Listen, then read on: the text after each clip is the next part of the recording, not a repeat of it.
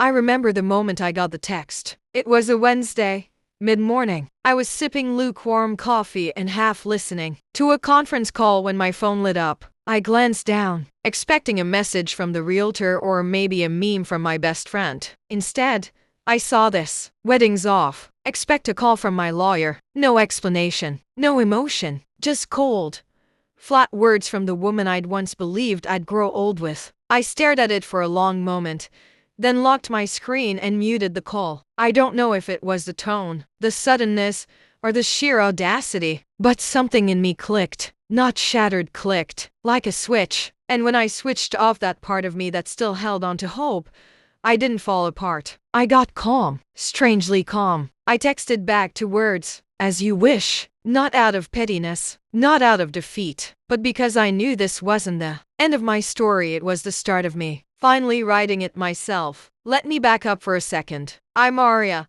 32, marketing consultant. I live in a quiet town outside Denver, the kind where everyone waves but no one really knows your business. I've spent the last year planning a wedding with a woman I once thought was my forever, Sabrina. We met 3 years ago. She was confident, magnetic, and ambitious, everything I admired. And for a long time, I ignored the little things, the passive-aggressive jabs, the way she talked over me in front of others, the way everything always had to be her way, on her timeline. Still, we built a life together, merged bank accounts, applied for a mortgage. We were supposed to close on our first home in 5 days. I had already packed half our apartment. I had wedding favors sitting in boxes in my office. And now, just like that, she ended it with a text. I don't know what response she was expecting. Tears?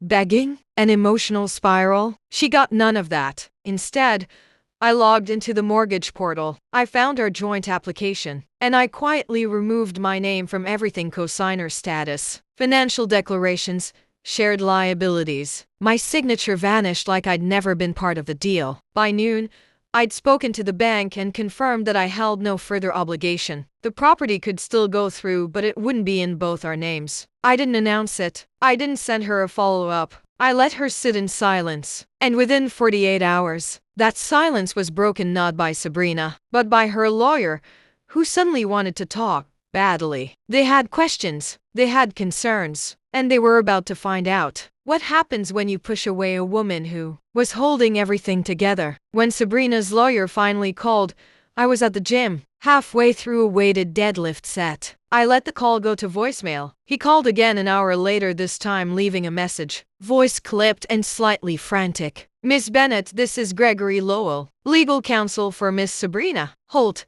We need to urgently discuss your withdrawal from the mortgage application. Please return my call as soon as possible. Urgently.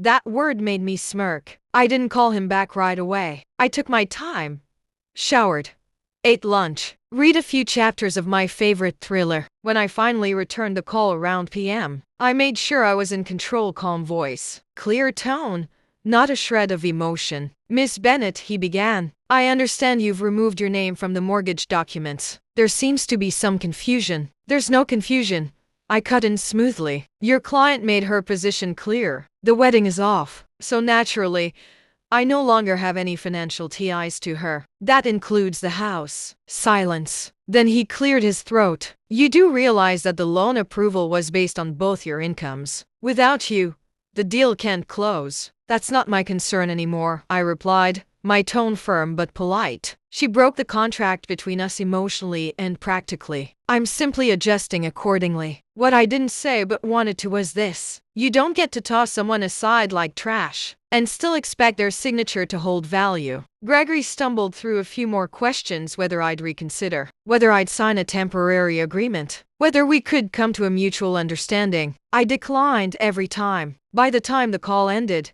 it was clear the panic had begun. And as I hung up, I couldn't help but marvel at how quickly the foundation of their plan was crumbling. Sabrina had been pushing to close on this house for months. She wanted the suburban dream: granite countertops, hardwood floors, a big backyard for a dog she never actually planned to adopt. And now, she was scrambling to figure out how to qualify solo. The numbers wouldn't work. Not without me. That night, I received my first text from her since the breakup. Can we talk? No apology, no explanation. Just a vague attempt to open a door she had slammed shut. I left it on read. She followed up a few hours later. I didn't mean for things to go this way. Please, let's be adults about this. The irony made me laugh. I'd been the adult the whole time. I'd built our savings. I'd handled the budgeting, negotiated the loan terms, even scheduled the home inspection. She was just now realizing how much of the heavy lifting I'd done and how much she stood to lose without me. I didn't respond. Not yet. Because silence was power. And for the first time in a long time, I was standing fully in mine. The next day, I got a knock on my apartment door. It was Sabrina. No warning, no courtesy, just her, standing there in designer flats and a trembling smile, trying to look composed. But her eyes were darting, restless, desperate. She was unraveling. I just want to talk, she said. I didn't move from the doorway. I crossed my arms and tilted my head, waiting. I made a mistake, she said quietly. I was angry. I felt like you were pulling away. The wedding, it was becoming this monster.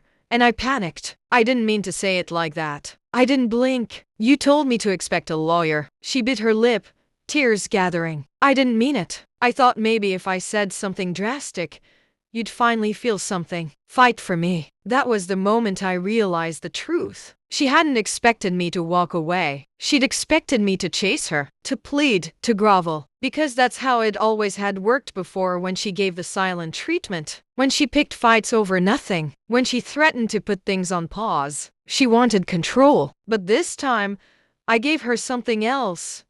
Consequences. I stepped back slightly, not to let her in, but to make it clear I wasn't afraid. You broke something, Sabrina. Not just us. You broke the trust that built everything. And now you're standing in the ruins, looking for a way to rebuild on a foundation you shattered. Her lip trembled. So that's it? You're just done? I nodded.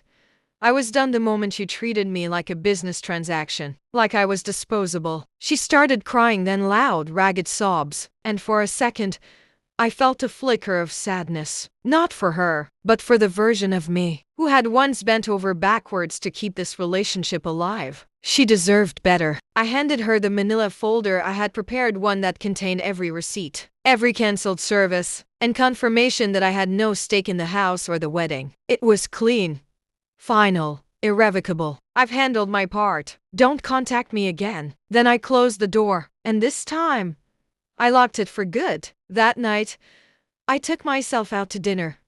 Alone.